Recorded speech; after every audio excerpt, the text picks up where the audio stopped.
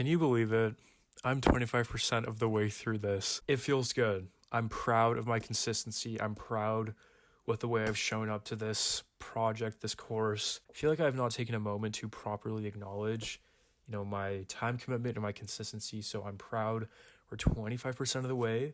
It was my birthday this week. I turned 23. Feels good. Celebrated with family. I celebrated with friends. I got to see friends from my master's that I hadn't seen in over a month. I got to see some of my best friends that I've had for years and years and had a nice dinner with them. Great week. But with all that said, it meant that I was quite busy and socially I was a little bit all over the place, that I wasn't home as much and I didn't have as much time to really pour into the tasks and activities. I love the essays that Julia wrote in this week. I really enjoyed the tasks. Maybe I just wish I got started on them sooner and sat with them a little bit longer. I still jotted down notes though. There were still a lot of highlights, interesting, exciting things, some examples of synchronicity that I want to talk about. I still did 7 days of morning pages. I have done 21 days straight of them. Feels amazing. I'm proud. I'm happy with my consistency. Unfortunately, this week I wasn't enjoying them as much. I don't know what it is. I'm not going to try and overthink it or diagnose any problem. Just had a bit more dread before doing them. But you know what? Showing up and doing it anyways is what matters. It's the discipline that matters. And Julia actually said in the book, here, let me find the quote. Very often, a week of insights will be followed by a week of sluggishness. The morning pages will seem pointless. They are not. What you are learning to do, writing them even when you are tired and they seem dull, is to rest on the page. So I was resting on the page this week because they were feeling dull, they were feeling very arduous, and just kind of annoying. I kind of woke up in the morning with a bit of dread rather than kind of excitement to have some time to myself. But you know what? It's going to ebb and flow. Not every week is going to be perfect. Just got to have some forgiveness, some grace, give myself some grace. I'll fall in love with them again, or they'll just be important for my own discipline. I'm sticking to them. I've stuck to them and I'm going to keep going, even though they kind of feel like shit right now. Okay. Artist date. I'm not really proud to say this. I also feel like I kind of cheated and beat around the bush with my artist date a little bit. I can clarify. So, my pen fell off my ear. Going into the new year, I made a vision board, took some stuff from Pinterest, printed it out, collaged it onto a poster board. It's up in my room. Look at it just to give myself inspiration. A photo of this book cover was actually on my vision board because I wanted to do it. The manifestations are coming together. I did the vision board, but I had some white space left on my poster that I kept meaning to find some more photos, collage them, print them, cut them out, paste them on the poster board. So then what I did on Friday was that I went to Staples, printed out some more photos, cut them out, filled out the white space on the vision board. It's still time with myself. It's still something I went out and did. It was kind of creative. It did feel like a bit of a nurturing activity just to kind of set the mood, set the vision for goals I have and things I want to achieve. Maybe artist dates don't have to be that elaborate and big, but whatever. I think it still constitutes as one. I guess I just feel like I'm not giving artist dates enough intentionality. I feel like it's just kind of I'll do something in the week and then I'm like, well, it's doing something with myself. It's doing something I enjoy that feels like nurturing. So I guess this is an artist date. And then because I guess I'm not setting the intention, it doesn't feel like it's like a proper artist date. So I think just tomorrow as I start week 4, set a date, set the intention, and then my artist date will feel like an artist date. Now let's talk about the essays in week 3. I have a lot to say. I'm also amazed at how I feel like some things that were woken up in me from week 2 were then kind of validated in week 3. And I will get into it. So the first essay in week 3 is talking about anger. Anger is essentially fuel. It's sort of pointing to action that needs to be taken. When you're angry, it's outlining what your boundaries are. When you're angry, it's outlining where you feel a bit stuck. Anger might just be like the motivator I might need sometimes to just get off my ass and do something creative. So I appreciate how Julia reframes anger, and I'm hoping that going forward, I don't demonize it. I don't try and shut it down. I just really let it kind of charge me and really let it kind of point to where I'm feeling hurt, where I feel the boundary being crossed, or where I'm feeling stuck. Okay, the next one I want to talk about, and this to me is very exciting, but I want to talk about synchronicity because this might single-handedly be the thing that has really, truly reaffirmed my trust in the universe. I obviously hear about manifestation. I think this book was published in the 90s, and I think nowadays there's much more discussion about it, and it's a much more mainstream concept. Her take on it, like Julia's take on synchronicity, I mean, she uses the term synchronicity. I feel like nowadays people use the term manifestation. Reading this, thinking about my own examples, especially when it comes to creative desires and just stuff that happened this week, I am very much reassured that the universe is working to help us. You have desires, you have dreams. It will put things in place for you to get there. You just have to be aware of the signs and you have to accept them. When I've expressed creative desires, there are things in place that can help me get there, but I don't pursue them. I don't talk to that person. I don't seek that that person's contact information. And I think that's so stupid because that is the universe helping you. And it makes me wonder, how many times have I just let opportunities slip by, or have I let progress pass me by because I have resistance to just saying yes to a sign, to a person, to an opportunity. It's almost like we don't want to believe in the universe or a higher power, but then when we ask for something and something coincidentally shows up, the realization of our own power is so scary and overwhelming that it throws us off balance.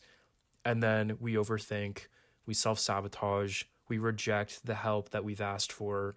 And I think it's just like your reality is almost kind of challenged, that you then end up just kind of not knowing what to do with this assistance. And maybe that was a pattern I had, but I tried to be more open to synchronicity this week.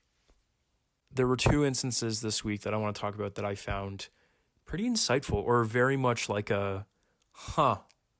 this is a synchronicity moment. So the first one was, I had an internship at a PR agency nearly 2 summers ago. There was a coworker there. She was one of the more senior people in the company. And I remember on my first day of that internship, having a one-on-one Teams call with her, getting to know her, chatting with her a little bit. And I think she asked me, because the industry that they did PR for was not in entertainment. And she asked me, like, what kind of industry do you see yourself working in, or what kind of career path do you envision for yourself? And I was talking about wanting to work in the entertainment industry and being interested in like film and TV production and stuff, or just the business of film and TV. And she said like, oh, hey, I used to work in TV. I can put you in touch with some people if you'd like me to. And this was, okay, yeah, another great example of me rejecting like a moment of synchronicity. So I remember when she said that to me, it was like my first day at this company. And she said, like, I know people, I could put you in touch with them, or if you would want to talk to them, because I used to work in TV. And I said, that's amazing. Thank you so much. Like, I'll follow up with you when I'm interested. And I never did. And now I don't work for that company anymore. The last time I emailed her was like June. Just kind of natural. We go our separate ways. We're doing our own things in life. And then this week on Monday, my dad was at a work event, kind of this like conference. The industry he works in is the industry that this PR company works in. Lo and behold, he runs into a woman. She says her name. He remembers me mentioning her as a coworker of mine. And he was like, oh, I'm Aiden's dad. Aiden used to work for you guys. She was very happy to see that coincidence. Notice that coincidence, was very like, oh my God, that's great. Great to like, how's he doing? She was happy to hear this news. At the end of the night, at some point, she basically said to my dad, like, please say hi to Aiden. Please tell him that like, we miss him. Like, we hope he's well. We hope, we wish him all the best in his career and this next phase of life now that he's finished school. That kind of reconnection, or that run-in, my dad had never met her, and my dad had never crossed paths with her before nor met her. But her like saying that to him, and then him like relaying that to me, is almost feels like this kind of, synchronicity nudge to get back in touch with her and maybe ask her a little bit about her experience working in TV and seeing if there's any kind of guidance I could get through that. That to me felt like a helping hand, was bringing someone back who has expressed a willingness to help me back into things so that it can logically make sense for me to just email her and be like, my dad saw you. He passed on your well wishes. Just thought I'd maybe want to chat with you just because I'm looking for work right now. I want to know what it's like to work in TV. Synchronicity as fuck. As of right now, I still need to email her, but I'm going to email her on Monday. And I'm sticking to that because I do not want to let synchronicity pass me by anymore. Okay, so that's the first thing. And the second thing I got a job interview this week, and I had a job interview on Friday. It was more like a pre-screening. Like the recruiter just called me, asked me a few questions. I think I have a job interview next week, but I couldn't believe the news because, I've only been at the job hunt for a couple weeks now. I've mostly been cold applying, not a ton of internal references that I've been utilizing, just being a member of Gen Z, being a graduate, understanding like the job market and the competitiveness of it, and how a lot of entry-level jobs are being replaced by AI and stuff. It makes me feel like finding a job was going to be a very long process. And this does not mean that I have this job, but the fact that like within a month of applying and hunting, to have someone express interest is just like, one, a huge relief. It gives me a bit more confidence in looking for work and looking for a full-time day job, but also because the company is within the entertainment industry and the company's mission is part of film and television production. Even though I don't think it is logical to be a full-time artist right now, just given like my skill level, my consistency, all that, my platform. As I get there, I want to have a day job that helps build skills that can inform the way I make art or inform the way I can get exposure on my art. And not only that, like the skill building is one thing, but the second thing is that I can work with people or work in a field where I'm understanding more about the industry. If I'm working in the entertainment industry for a company that is specialized in film and TV, which is obviously through my own art, like filmmaking, writing, acting, whatever, knowing the business, understanding the industry helps me with like the strategy of getting my art out there, if that makes sense. I also see this job opportunity and this interview that I landed as another example of synchronicity. It's helping me learn, it's helping me build connections, it's helping me like navigate this industry and understand how I can position myself and position my art so that it can be successful and that I can have exposure and growth, and I can then get to that place of being a full-time artist. All of that is essentially me just wanting to keep leaning into synchronicity, looking for the signs, looking for the moments and guidance, and jumping on it, taking action on it. Because these two instances this week felt like the universe was almost trying to be like, once again, reinforce its power and reinforce its ability to help me. And it's on me to now be like, okay, fine, I believe in you guys. Like I'm locked in, I'm committed, I'm aligned with you. Let's do this, let's go. Now I'm gonna talk about shame next. And I didn't think I'd be talking about this quickly. I'm also just not sure if I want to talk about this quickly on the internet, but like, at this point, I just don't think I care. The topic on shame, it really resonated with me. I felt really called out. There were a lot of parts where in my annotations, I'm just writing in all caps, like how called out I am or how called out I felt, or just like almost being like, how did she know that this is what I was feeling? So, I mean, I guess what I will say is that in the experience of being queer, when you grow up, you can develop a lot of shame around your identity. I was kind of alluding to that in some of the stuff I was saying in week 2. I think although like I'm an adult now and I'm comfortable with being queer, there is definitely shame I think I still have. While being queer allows me to appreciate and embrace art in a better way, when it comes to actually creating it, I think I still put a lot of limits on myself out of fear of shame. I did not think I'd be talking about being queer this early on, but when I was reading this essay on shame, I was like, damn, this is a little too relevant. And I want to be honest in talking about my creative recovery and what I'm learning. Here are a couple things. Here are a couple quotes from this passage that felt very, very personal. This is the first quote. "Those of us who get bogged down by fear before action are usually being sabotaged by an older enemy, shame. Shaming someone is an attempt to prevent the person from behaving in a way that embarrasses us." If you watched my week 2 video, I talked about a journal entry I did, or I was kind of doing some more morning pages early on in that week. I kind of was brought to this feeling and this idea that like when I was younger, I think acting in ways that were a little, were a little fruity, or ways that were maybe a bit more feminine, was met, I think, with like not the best reactions from like adults and peers. I think I then internalized the idea that being queer or embracing your queerness is embarrassing.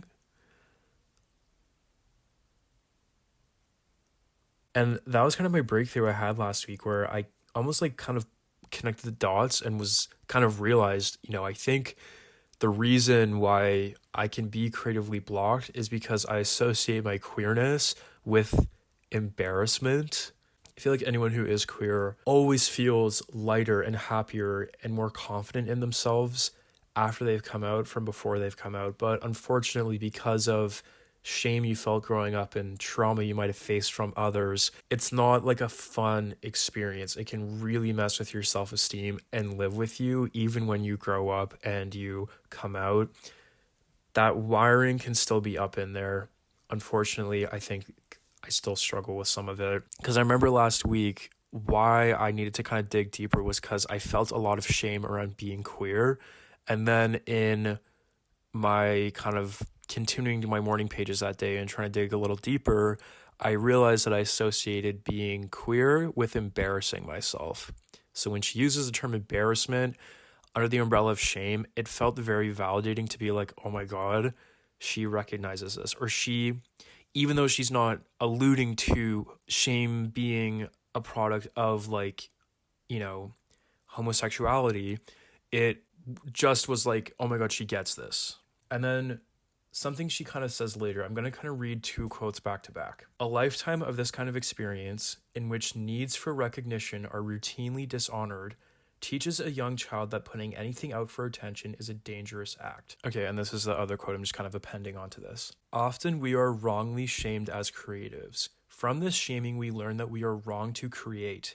Once we learn this lesson, we forget it instantly. Buried under "it doesn't matter," the shame lives on, waiting to attach itself to our new efforts.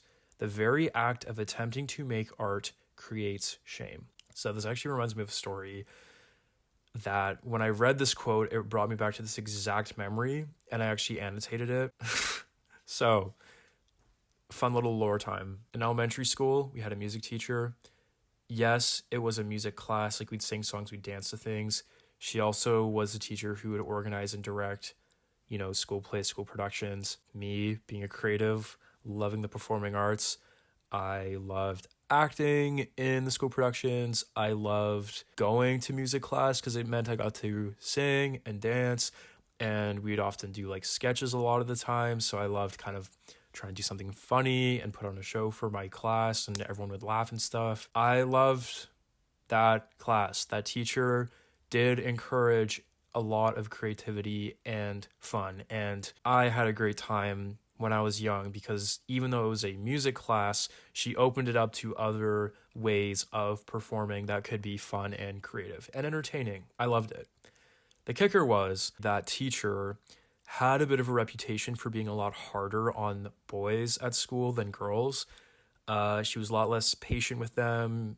She got them into more trouble. She was a lot harder on them, and so a lot of boys at my school hated her, hated that class, would not try, would not participate as well. And therefore, if you were a boy at my school and you enjoyed her class or you liked her as a teacher, you were looked at funny. People looked at you a little sideways, or they made fun of you for it. And I remember in the 4th grade being at baseball practice, and then this boy that was on my team, we were like in the dugout, just me and him, and he just starts like ripping into me and making fun of me for like my enthusiasm for the class, for my like participation, for the fact that I enjoy it. I remember being so offended, like, but also like embarrassed. Like, I felt so ashamed when he was like making fun of me for enjoying that class, and was like imitating things I would say, or like imitating times I'd like ask if we could do an activity or something. And it was so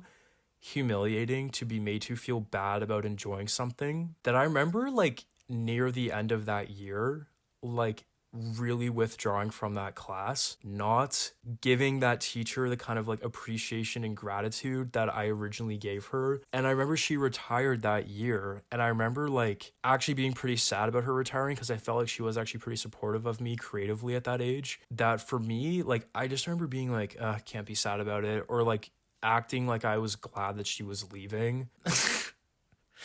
Fuck's sake. It's shit like that I experienced growing up, where I literally just was like made to feel so ashamed of just enjoying myself. That right there is like a class where I got to really just enjoy myself creatively and experiment and take risks and just do whatever. And then I'm literally just like made fun of like crazy for enjoying it. I honestly think like created so much shame in my own creativity.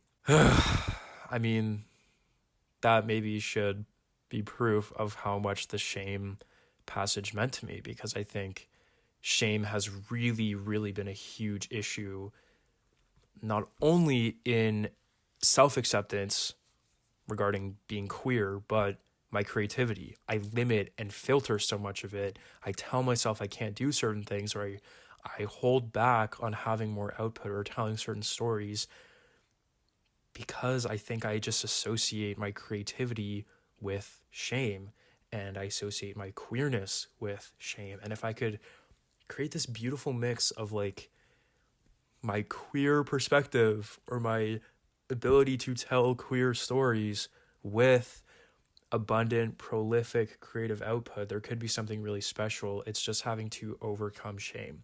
So luckily, Julia talks about how you can overcome shame if you create a safe space for your artist. I think my hope is that now, even though there will still be criticism, there could still be judgment, people from that era of life could come upon this stuff and really try and tear it down. I need to just trust that putting yourself out there authentically, embracing your queerness publicly, yes, could open opportunity for people to try and build that shame back up and put you down more and make you feel more embarrassed and humiliated.